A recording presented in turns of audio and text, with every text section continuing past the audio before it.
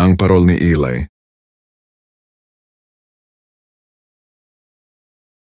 Tahimik na bumabagsak ang niyebe sa maliit na bayan, tinatakpan ng mga bubong at kalsada.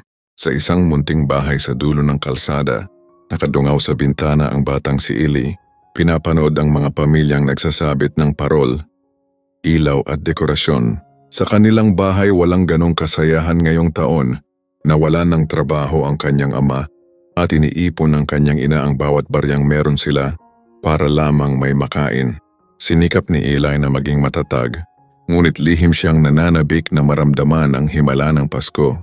Isang hapon, pauwi siya mula sa paaralan nang may makita siyang bagay na kumikislap sa gilid ng daan. Isang lumang parol kupas, may uka at puno ng alikabok. Dinampot niya ito at masayang dinala pauwi. "Ma, pwede ba nating sindihan ito?" tanong niya. Napangiti ang kanyang ina at inilagay sa loob ang isang maliit na kandila. Nang sindihan ito ni Eli, nagliwanag ang buong bahay sa gintong ilaw. Ngunit kakaiba ang liwanag na iyon, parang mas mainit, mas buhay, na tila bituin ang sumasayaw sa kanilang dingding. Natawa si Eli, natawa ang kanyang mga magulang, at muli nilang naramdaman ang saya sa kabila ng hirap. Kinagabihan inilagay ni Eli ang parol sa may bintana. Baka makita ni Santa bulong niya. Kinabukasan bisperas ng Pasko kumatok ang mga kapitbahay. "Nakita namin ang napakagandang ilaw mula sa bintana ninyo," sabi ni Aling Tess, dala ang isang basket ng pagkain. Parang nagbigay ito ng pag-asa, kaya naisip naming magbahagi ng kaunting kasayahan. Sunod-sunod ang mga dumating. May nagdala ng biskwit, iba'y damit, at ang ilan ay laruan at dekorasyon.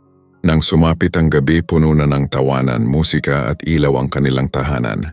Sa umaga ng Pasko, nagising si Eli at nakita ang mga regalo sa ilalim ng kanilang maliit na puno. Hindi galing sa tindahan, kundi mula sa mga pusong nagmamalasakit. Niyakap niya ang kanyang mga magulang at bumulong, "Pa, hindi pala basta parol lang yon. Paalala pala." Ngumiti ang kanyang ina. "Oh, Eli. Paalala na ang tunay na ilaw ng Pasko ay nasa puso ng bawat isa." Mula noon, tuwing Pasko, inilalagay ni Eli ang lumang parol sa kanilang bintana. Hindi para humingi ng regalo, kundi para ipaalala na kahit isang maliit na ilaw ng kabutihan ay kayang magpasaya sa lahat. Aral ng kwento. Ang Pasko ay hindi nasusukat sa dami ng meron tayo, kundi sa lawak ng pagmamahalan at pagbabahagi. Ang Pasko ay nasa puso, hindi sa regalo.